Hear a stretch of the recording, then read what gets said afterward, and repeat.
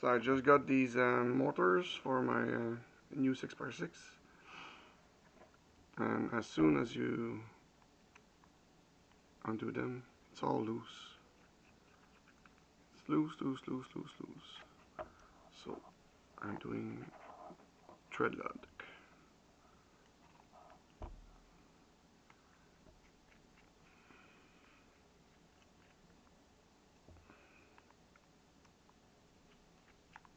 Yeah.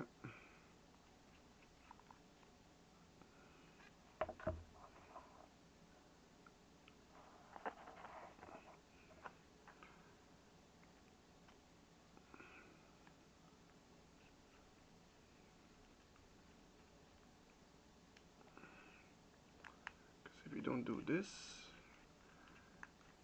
the top part, that is the transmission, will get loose from the bottom part, which is the motors, and you will hear bad noise.